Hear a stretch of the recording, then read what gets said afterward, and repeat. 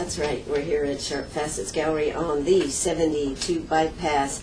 You know who we have with us today. Well, it's Norm Fawcett. He is, of course, the executive director over there at the Soup Kitchen, and I tell you what, they have a lot going on, and of course they just received a nice donation from the County versus the City food drive, and I wanted to welcome Norm Fawcett. How are you doing today? I am doing fine, Ann. Thank you very much for having me. Well, it's great, and gosh, what a beautiful day out there. Isn't it? Isn't it? I don't think winter's going to come this year. You think we're going to pass on it? Don't be so sure. Coming from Canada, at least what I think of winter, anyway. Well, right now out there, it is a beautiful, beautiful sunshiny day. 61 degrees out there. Can you believe it? On the first day of February, 61 degrees right now. We are looking for a high today of about 68. But coming up this afternoon, we should have clouds coming in, maybe a few showers, chance of rain 50%.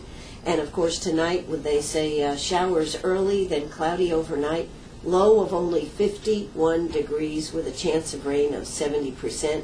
Tomorrow, a few clouds early, otherwise great sunshine, high of 73 degrees. Wow. Wow, this is balmy, man. I'm just afraid we're going to get skunked here any time now, and it's going to come in and hit us hard. Well, like I say, that's like July in Canada. Yeah, I know. Speaking of Canada, you went up there for Christmas, didn't you? We did. Yes. We did. And how was it? It was a little bit nicer weather than last year. They really got dumped on last year. We saw feet and feet and feet and feet of snow last year. Mm-hmm. This year it was quite pleasant. We saw some snow, of course, but nothing like last year. Nothing like last year. So they were having a springtime already. That's right. Absolutely. That's right. All right. Well, listen, let me just tell you what the price of gold is out there right now. $1,743. $1,743. Pretty steady here this morning on gold. Silver is at $33.73. So if you've got any of these items you want to sell, catch the wave. I'm not sure it's the heat wave, but catch the wave, because who knows what tomorrow may bring. That's my philosophy here when it comes to gold and silver. And of course, you know, we buy gold, silver, diamonds, all of these things. But Norm Fawcett is here from the Soup Kitchen here today. And of course, you serve how many days a week? 6 days a week, Monday to Saturday. 6 days a week. And Emmanuel Lutheran Church is still doing Sunday. Mm-hmm. So there is 7-day meal coverage in Greenwood. We do 6, they do 1. You know, for a town our size, that is pretty darn tremendous, isn't it? Well, for so many years of our history, we only served Monday to Friday, and it took the current economic situation that we're going through for us to wake up as a board saying, don't people get hungry on Saturdays? You know? And we kind of came to the fairly quick conclusion that they probably do. So right in the middle of the economic downturn, and when our donations were down and our numbers were up, we decided to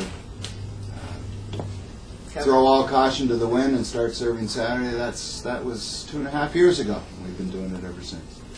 And how is the economic situation over there at the Soup Kitchen? Well, we were again truly blessed last year. We ended the year with a modest surplus, and whenever a charitable organization can say that, they're happy. And of course, a lot of it had to do with the success of our Empty Bowls program in October. But we're holding our own. Our numbers are flattening, are leveling is the best way to put it. They're certainly not going down. I think I've told you before, I don't want to bore your listeners with numbers, but in 2008 we served 24,000 meals. In 2009, 34,000 meals. In 2010, 40,000 meals. And in 2011, we served 40,000 meals again. So that's what we mean by leveling. Our numbers are not going down at this point, but we're thankful that they're not going up in the same kind of percentages that they have over the last 2 or 3 years. 40,000 meals a year. 40,000 meals we served last year, yes. And that's just serving one meal a day. Lunchtime. Yeah, we're not serving breakfast and dinner too. No, it's one meal a day. That's a phenomenal amount. It scares me even, and I live it every day. You know, it scares me to think of that number. But I don't know about somehow the good people of Greenwood keep delivering. Well, you know, I was just thinking 40,000 meals a year. I bet some restaurants would like to be able to say they serve 40,000 meals a year. Wow. Well, I have a friend in town that I won't mention his name, but he owns a restaurant, and I told him that our numbers were up 70% in 2 years. He says, my gosh, he says, I'm struggling. And I said, well, you just haven't found the right price point yet. Free? I thought that story was a lot funnier than he did. I'm sure.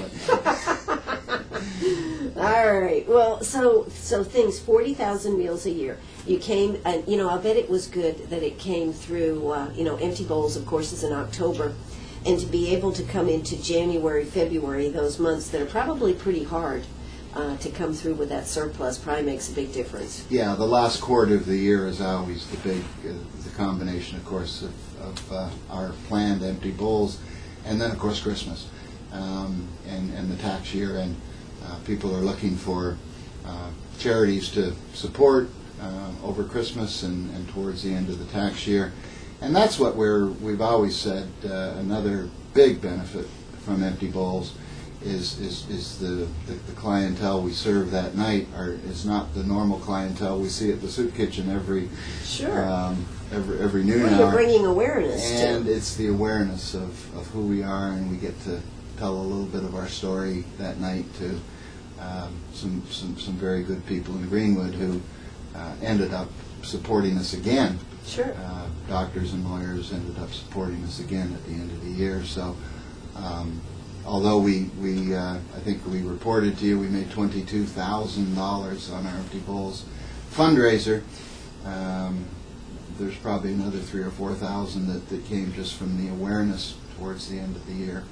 So we truly are blessed to have those studio potters and the Greenwood Medical Alliance. This was our third year, and hopefully we'll have a fourth year next year too. Absolutely, absolutely. We sure Looking hope so. forward to it. That's I don't right. know how we would have survived without it. Really, I really don't know how. Well, that's a pretty big chunk of change. It is. 22,000, figure 3,000 or 4,000 out of that, so 25,000, 26,000. That's a big part of the budget. Now, just out of curiosity, how big is the budget for the soup kitchen? I have to answer that in two steps. One is the cash cost of running the soup kitchen is about $75,000 to $80,000 a year. Mm-hmm. But that does not include the value of all the prepared food and canned food. You mentioned the county and city workers food drive that Easy Sure. Child organizes every year. That does not account for all that kind of food and the canned food we get from churches, the prepared food we get from restaurants. We estimate that would probably double or halves the cash cost of running the soup kitchen. So the cost of running the kitchen is probably close to $150,000 a year, but about half of that comes through food donations. The other half is cash donations. And then both are critically important. And how do you put a value on all the volunteers that actually work to serve and do all that Well, too? you can't. That's They're of course invaluable. the third piece. There's close to 175 to 180 people that volunteer their time to keep the soup kitchen open day to day, week to week, month to month. Absolutely. Yeah. And it is a 100% volunteer organization. No salaries or stipends paid anywhere. It's everybody who comes there does it out of the goodness of their heart. Absolutely. Well, we are here with Norm Fawcett. He is the executive director of the Greenwood Soup Kitchen. We are going to hear a word from our sponsors, then we'll be back. Don't you go away. All right, we're back here at Sharp Facets Gallery. Yes, we have Norm Fawcett here with the Greenwood Soup Kitchen. Hey, if you have a question, don't hesitate to give us a call, 229-7984. That's 229-7984. We were just talking about the major impact that the soup kitchen has. Can you imagine if we didn't have a soup kitchen here? What do you think, Norm? What would be going on? Well, there'd be some hungry people around. I'm sure there would be. 40,000 meals a year. That's just a phenomenal amount. If you've never been to the soup kitchen, you need to go to the soup kitchen and see what it's all about. The facility is absolutely spotless. It's very nice. That's one of the beauties of going to Empty Bowls, is to actually see the facility. People that haven't seen it get to see what it's all about. But of course, it's right there at the United Center, right there on Phoenix. But really, really nice. And of course, it's all DEC approved too. Absolutely. We're monitored like every other restaurant in town. The DHEC doesn't care that we don't charge for our food. If we give food to the public, we get the same audits, surprise audits that every other restaurant in town gets. And yeah, we're proud of our facility over at the United Center. People think the soup kitchens is dark, dirty Right. basements of churches or something. This is well lit. It's certainly not a Four Seasons No, it's hotel, not. But it is clean. And quite a bit of room. I mean, how many Yeah. people do you usually serve at a lunchtime? Well, we can seat 100 people, almost Okay. exactly at 100 people, but we do have to clean the tables and reset the tables, because an average day would probably be anywhere between 130 to 150 people. Higher at the end of the month, lower at the first of the month, just because of checks and money running out towards the end of the month. But it's not unusual at the end of the month for us to serve 170 to 180 people, and at the first of the month it might be 110, 120. And the soup kitchen's actually open from what hours now? We cook from 9 to 11. So from a volunteer standpoint, it's really a morning commitment. We cook from 9 to 11, we serve from 11 to 12, and a quick sweep up, we're usually out of there by about 12:30. So, to serve, I was just figuring 100 people and serve 130 to 150, you are turning over some tables. Yeah, in an hour, yeah. That's a time study right there. After 25 years, you kind of get better at it. Yeah. Did you This is ever our think? 25th year. I Yeah. haven't told you. Yeah, that's you 25th. probably This is a remember big- that. It's this is a- 1987. This this is is our a- 25th year. Big anniversary. That is 25 years. That's pretty phenomenal. And I just wanted to say, this really wasn't running a soup kitchen was not really what you came to retire here in Greenwood. No. But I always did have Roxy, my wife, and I always did have a perspective that retirement wasn't going to be sitting around playing golf or fishing all day. We wanted to stay active. We are staying active, but we're doing things we want to do as opposed to things we had to do in corporate life for 30 years. Sure. And that was an idea that came out of Jack Welch's brain. I read one of the ex-chairman of the famous, terribly successful chairman of General Electric in the 80s. Made a lot of money for shareholders. Jack Welch did. But he wrote a book, Control Your Destiny or Someone Else Will, and it was really the epilogue at the end. And in the early 90s, Jack Welch planted that thought in my brain that retirement shouldn't be just sitting around. It should be giving back for the blessings that you've had in your life, but pick something you want to do and you have fun doing, as opposed to things you had to do when you worked in corporate life for 30 years. Did you ever have any idea that you'd be running a restaurant that serves 40,000 meals a year? No. Never even crossed my mind. Yeah. Roxy actually worked at the soup kitchen up. We lived in Connecticut before we came here 12 years ago, and Danbury, Connecticut was the largest community north of us, and Roxy volunteered at the soup kitchen. I never did because I was working all day. Sure. But it was when we came here, we joined the Episcopal Church, Resurrection Episcopal Church on South Main by the new library, and the soup kitchen was in the basement of Resurrection at the time. Mm-hmm. So that's how we kind of got involved. And then 5 or 6 years, 7 years later, I became chairman. Just see what happens when you didn't show up for that meeting that time. That's right. You end up in charge. All right. Well, we are here talking about the soup kitchen. We are here with Norm Fawcett here today. You know, one of the things that you told me next week, in fact, you're getting ready to go up. Tell us about some of your, I'll say, your bigger donors, Walmart, Food Lion, and how they support and what you're going to be doing next week. Yeah, this is, again, very big part of why we're able to do what we can for only $80,000.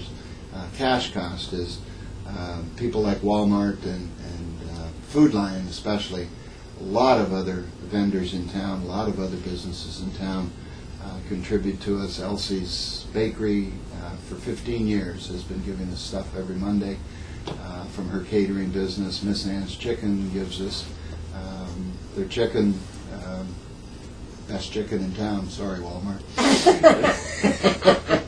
Miss Ann's gives us chicken every two big boxes of chicken every Monday. Little Caesars saves their pizzas, and we take that. But Walmart and Food Lion are very special, because you can imagine when you're running a business, a supermarket the size of Walmart and Food Lion, how much product gets close to date code, that is still perfectly fine food, but it's not good enough to sell to their customers. And for many years, that of course just went to the dump. And through a national program with both Walmart and Food Lion, they now support food banks and soup kitchens nationally, and donate their food that is coming to a point of going off code. And we of course have freezers. The food bank has freezers. Dr. Jack Parham scrounged a truck for us that we didn't have to pay for, so 2 or 3 times a week we're at the loading docks at Food Lion and Walmart picking up food that is approaching the date code. We put it in our freezer. As soon as that food is frozen, the degradation virtually stops, at least in the amount of time it takes us to use it. And thousands and thousands and thousands of dollars that has been saved through the good generosity of organizations and businesses like Walmart and Food Lion. And what you were talking about next week is, again, something that has been put together by Walmart. That what I've been talking about is edible food up till this point. There's a lot of damaged goods that come in to Walmart around the country: paper towels, napkins, paper plates, cutlery, plastic cutlery, all the non-perishable kind of stuff. And that's what the Gift in Kind Center does up in Spartanburg. There's, I think, I was told a year ago, maybe there's more, that there are 9 of these centers throughout the country, and we're lucky enough to have one fairly close to us in Spartanburg. It's an amalgamation between the United Way and Walmart and Sam's Clubs. And whenever a package of paper towels comes in from Procter & Gamble, Bounty paper towels, and it's damaged, they can't sell it, and Procter & Gamble will give Walmart a credit for that damage, but they don't want to spend the money to ship all the way back to Cincinnati or wherever the stuff was manufactured. So the UPC code is obliterated as we shop there, so no one can go in and get cash money back for the damaged goods. But we go up there 7-8 times a year and pull out $400 to $500 with the 30 truck, minutes. with the food bank truck in 30 minutes. That's you right. only get a 30-minute ad. It's like Window. those old television shows where they used to go around and everybody went to the meat counter because that was the high-priced stuff. This is just non-perishable paper goods. And you have to be a member of it, but it's right? still very expensive. You know what a package of paper towels costs?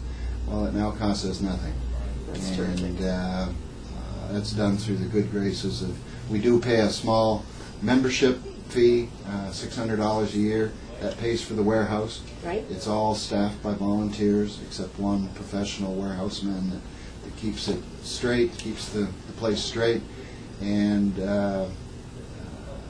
Sam's Club and Walmart contribute the cost of the 18-wheelers picking up all the stuff from their stores, the damaged stuff from their stores, and delivering it to the Gifts in Kind Center. And so that has saved us $4,000 to $5,000 in a year that we used to have Paper to go out goods. and buy stuff. Absolutely. Well, we are here at Sharp Fawcett's Gallery. We are going to join South Carolina News in Progress. Don't you go away. Oh, that's right. We are back here at Sharp Fawcett's Gallery. It is Meet Me at the Diner, and one of our favorite people to have on, Norm Fawcett, is here today talking about what's going on at the soup kitchen.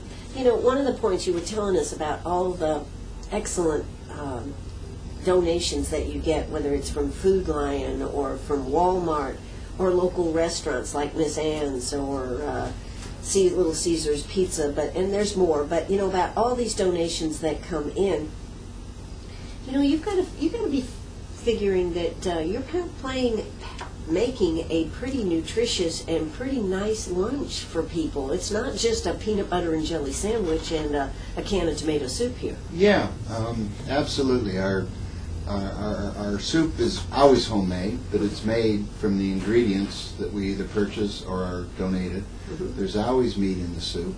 There's always lots of vegetables in the soup. And as I've told you before, some people say it's the best soup in town, but it's always homemade, and the people that make that soup are very proud and very particular on how that soup is made. Believe me, they're very particular.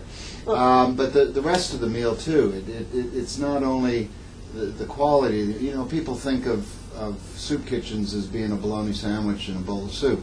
And to anybody that's hungry, a bologna sandwich and a bowl of soup is very nice. Thank you very much.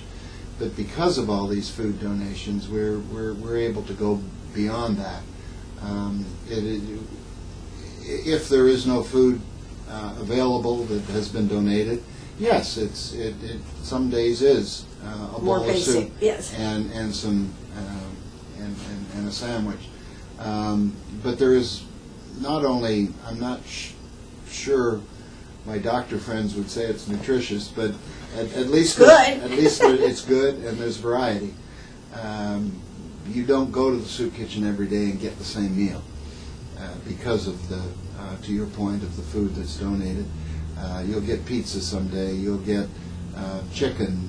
IHOP has even come in there on some days, right? IHOP has come in and sponsored meals. Wesley Commons twice a week gives the food that's left over, and boy, those people at Wesley Commons eat very, very good. You say they're that eating probably good. is nutritious. You know? Eating good in the neighborhood, right? There you go. So Wesley Commons gives us prepared food that is left over from their meals twice a week.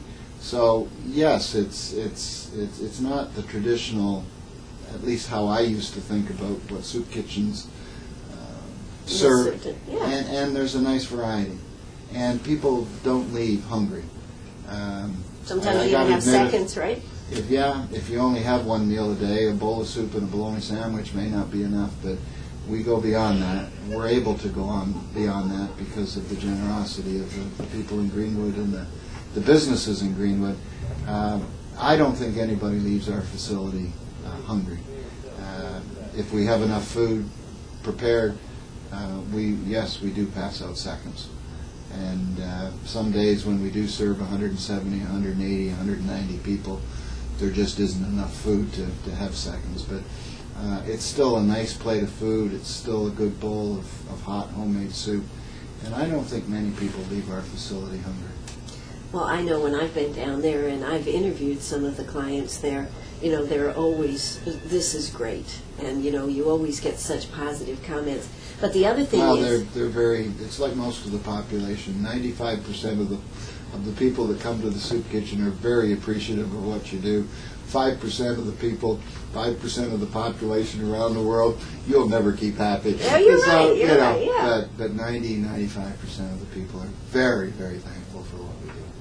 Now, you know, one of the things that I wanted to bring up is you were telling me about a fantastic new program that just kind of fell into the soup kitchen. Why don't you expand on what that's all about? Yeah, it's just a wonderful example of when smart people start thinking and putting together creative ideas, what can happen. Thinking outside the box, maybe? Thinking outside the box a little bit.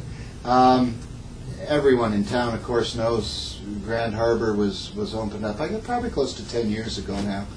And beautiful, beautiful community. But there are still an awful lot of absentee landowners that bought a lot 2 years, 4 years, 6 years, 8 years ago in Grand Harbor, and for whatever reason, they haven't built a home. And most of these people tend to be absentee, people as far away as California, Virginia, Chicago. And two ladies, Bev Gebeke, who lives in Grand Harbor, and a lady by the name of Cheryl Pettibone, who lives in Middleburg, Virginia, put together a thought that combined the need for these absentee landowners to pay a minimum at the Grand Harbor Club, the restaurant. There is deeded into their property, I understand, a need to spend $250 every 6 months, $500 a year at the Grand Harbor restaurant. And if they don't, they just get a bill and they pay it. And it's part of their legal commitment, being a landowner there. And that's not unusual. I understand that there's other communities. Oh, sure. Gatewood has that kind of minimum and things like that. It's not very terribly unusual. But for many years, these absentee landowners would just write a check for $250 every 6 months. And if you're in California, it's not easy to come to Grand Harbor Restaurant. You're not going to get the benefit here. That's right. And so Cheryl and Bev put their heads together and said, my gosh, why can't we provide a benefit to the local soup kitchen and provide a benefit, a tax benefit, to the absentee landowners? So they took on organizing through emails and letters and contacting all these families. And the long and short of it is that we received our first delivery of 15 trays of food. We are going to receive over 100 more trays of food over the next 4 to 5 weeks, valued at close to $5,000. And there was about 20 families around the country, again as far away as California, that signed up for this program. And the chef out of Grand Harbor prepares the food. He's given us, you talk about quality food: pulled pork, chicken tenders, beef stir fry, pork loin, lemon things are you serving chicken, that? lemon pepper chicken. Doesn't that sound great? Absolutely. We haven't had lemon pepper chicken yet, but I bet it's good. Lasagna, macaroni and cheese. A nice variety of food. And Bev and her husband picked that up and delivered it to the soup kitchen in nice foil sanitary trays. We heated up the next day. Our first 15 trays came in on Friday of last week, and the 130 people we served on Saturday had chicken tenders and a nice pulled pork sandwich and macaroni and cheese, and of course homemade soup. So it's that type of creative thinking that creates the win-win of we get the food, and the landowner gets a letter from us with a gift in kind of tax deduction for $250, and it doesn't cost them a penny. They get a tax deduction and we get the food. So wow, and that that $5,000 worth of food is the first 6 months of 2012. There's another commitment for another. If these people continue to do it, and they're happy to do it, I've talked to a number of them, and they said we're so happy to be able to do something with that than just write a check and feed hungry people. So that $5,000 will, 118 trays of food will feed over 1,000 people. That is tremendous. What a great idea. And it just happened because two ladies put their heads together and thought creatively. So, this is the type of thing that makes an organization, whether it's the Soup Kitchen, the Food Bank, United Ministries, all these organizations need that creative type thinking to make things happen, because you know what? The economy is tighter. People aren't able to just say, oh, let me write a check. So this is win-win, and Yeah. it makes you feel good to know that this type of thing is happening out there. You don't have to be told about that, and what you've done for the soup kitchen over the years with old-time radio theaters and breakfast for the soup kitchens, and you thought very creatively, and well, you're a very creative person, but Well, I like to think we've made other people think along these lines. Absolutely. You know, again, as I've said many times, Empty Bowls was not my idea. It was not our idea. Sure. It was a bunch of potters who read about this program that's happening around the world in various cities around the world, and got together with some friends at the Medical Alliance, and the rest is history. Absolutely. Well, we are here at Sharp Fawcett's Gallery. We are talking to Norm Fawcett. We are going to hear a word from our sponsors, then we'll be right back. Hey, if you've got a question for Norm, just give us a call, 229-7984. That's 229-7984. Oh, that's right. We are here at Sharp Fawcett's Gallery on the 72 bypass. Hey, we've been talking about all the great things that happen, whether it's the county versus the city with their big food drive. I understand you got quite a load of food the other day. Yeah, we got our, that was for the benefit, as you know, of United Ministries and the Food Bank and the Soup Kitchen. And Edith Childs came over with a big old truck full of food on Monday morning, and we probably got 500-600 pounds of food. That is terrific. But you know what? Even though we talk about this, and even though there is great donations and everything, it is an ongoing process to make sure that the donations keep coming in. We'd like to be able to say that we didn't need it, but there is always that need, isn't there, Norm? Well, like I started off by saying, at least our numbers are leveling, but they're leveling at an all-time high of 40,000. I don't know what we would have done if it had gone from 40 to 50 to 60,000. But we are just leveling. We're still serving 70% more meals than we were serving 3 years ago. Every day, every week, every month, all year. So yes, it's a continuous battle to have the right stuff and make sure you have enough on hand. And that's what these types of shows do. Thank you for having us, because it just gets our message out.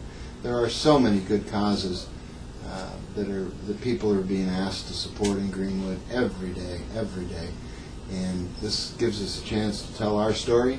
And if people want to help, at least we're there, reminding them that we're there, that we are there in what we do. And again, things like Empty Bowls too, that every time we're in front of the community, it's serving a purpose. So thank you. Sure, thank you. Well, one of the things that a lot of people are you still looking for volunteers? Do you have any need for volunteers? You said you had, 170 or 175? Do you still need volunteers? We got in real trouble on Saturdays. Saturdays tend to be people that work during the week or work outside the home during the week and have a career, and they're good enough to give us 1 or 2 Saturdays. I'll tell you, when I was working 12, 14 hours a day, I wasn't working in a soup kitchen on Saturday. So these are very special people, whereas, of course, the people during the week don't have a career, they're retired, they don't have a work outside the home, and they're very special people too. But we got in trouble last summer with Saturday volunteers. But gosh, all you got to do is make sure that the people of Greenwood know you've got a problem, and they respond. So the answer, that was a long answer to your question. I'm the type of guy who will never use 2 words if 10 will do. I think you probably noticed that. Actually, that's a lot easier to work with than somebody that just goes, yes, no.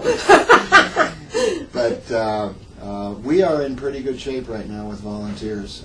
I don't want people to stop calling, because what we do first off is put them on what we call a sub-list, because our regular volunteers do go on vacation, they do have doctor's appointments, they do have conflicts that come up, and that allows us to go to the sub-list and make sure we've got the 12 to 15 people every day that it takes to serve our meals. And if they like it, as they substitute, as someone decides it's time to quit, time to go on and move on to something else, we also go to that sub-list, and they're given the opportunity to become a permanent volunteer. So please don't stop calling. But the answer to your question is we're in pretty good shape right now on volunteers. Every time someone calls me, I ask them what days they're available. I send an email to that daily coordinator and say, do you need help? If they say yes, they're signed up. If they say no, they go on the sub list, and we go. Well, that's good to hear. But, I think you probably could always, you've got such a nice pantry and such nice facilities down there. I think some people probably don't know. I mean, you've got the big walk-in coolers. Yes, you've got the walk-in big cooler, coolers. walk-in freezer. Yeah, Yes. and you've got the big pantry down there. Yeah. So if you are out there shopping and you happen to come across some great deals and you want to contribute, I guess it would still be okay. Oh, yes, that would be fine. Just fine. We are there Monday to Saturday, as we've talked, just to be safe, between 9 and noon. And food, any kind of canned food, canned goods can be dropped off at the United Center anytime between 9 and noon, Monday to Saturday. Cool. So if you have, it's a great church group or Girl Scout, Boy Scout group. I mean, all of these things really can help teach a little bit about the things that are important. Mm-hmm. Helping out and volunteering and helping each other. And that's one of the things that I've always loved about Greenwood is you look around, something needs to be done, and there's somebody out there doing it and pulling it together and making it happen. You just reminded me of we got 30 seconds? Sure. Dr. Harrison at Lander University. Please forgive me if I've got this wrong. If you're listening, Dr. Harrison, but I believe he has a sociology class, freshman sociology class, and what he's requiring is that every one of his students give 10 hours of community service. And we've become recipients on Saturday mornings of some wonderful, wonderful Lander students who are giving 10 hours of community service to satisfy one of the requirements of the course. And I think they leave a little bit changed, a little bit different, a little bit more thankful for what they got when they see it, because 99% of them had never even thought about soup kitchens, much less been inside of one. Sure. So those are the kind of things that I think we can do for young families too. Sure, absolutely. So make sure you check out the soup kitchen. Now, if somebody wants to call you, Norm, what's the number to call you? My home number is 227-3421, 227-3421. Like I say, it's my home number. Call anytime. Absolutely. And it is, of course, Roxy helps out. Your wife helps out in this. It's a family project. She orders all the food. She's the overall coordinator. She does inventory and makes sure that the food is there. All our coordinators never have to worry about whether there's food there. If it's not donated, it's purchased through Cisco, the food service distributor in town. And we make sure the food's always there, and the only thing they have to do is prepare the menu. Prepare the menu. And what about Doris and Evan Clay? They are still our Wednesday coordinators. They've slowed down a little bit. Tireless workers, though. Spending a little bit more time with the grandkids. That's good. Doris was just honored just this week up at her old high school where she taught, and entered into the Hall of Fame in her old high school for her initiatives with girls' sports up there. That's terrific. Up in Rochester? Yes? I could be wrong. Okay. Somewhere up there. Okay, somewhere up in the northern land. Well, that is terrific. And, you got to say, Doris and Evan Clay, gosh, where would the soup kitchen be if they hadn't picked it up at some places They there? have been there, again, I could be wrong by a couple of years, 18 years. Yeah, absolutely. Tirelessly. Tirelessly. It's time for them to get a little rest, and thank goodness you're here, Norm. Well, we are here at Sharp Fawcett's Gallery, the soup kitchen. If you know somebody that's in need of a great meal, tell them they can at least eat once a day. Children, of course, are welcome, and I would think on Saturday. Encouraged, yes. And don't you usually try to do something a little different if you have children? Yeah, we try to treat them a little bit differently. Yeah. They're not made to drink iced tea, Tea. sweet tea. Yeah, okay. They get some juice, and whenever we get candy and stuff, we save it, and we give it out to the ice cream, we give it out to the kids. And then there's somebody sitting there, you want that ice cream, kid? All right, well, we have had a great time getting updated on what has been happening at the Greenwood Soup Kitchen. God bless you, and make sure that if you have something extra, or if you'd like to find out more about the Soup Kitchen, just check it out. And if you have any questions, give Norm a call. What's that number again? 227-3421. Okay, give Norm Fawcett. Thank you for coming on today, Norm. Thank you, Ann. Thank you for allowing us to stay in front of the good people of Greenwood. We appreciate it. Well, we appreciated getting updated. You know you're listening to WLMA right here in Greenwood. Yes, the price of gold is staying pretty steady. If you've got some to sell, hey, come see us today. Who knows what tomorrow will bring? And if you haven't gotten outside, get outside and enjoy some of this beautiful weather while it's here. This is WLMA right here in Greenwood. Bye-bye, everybody.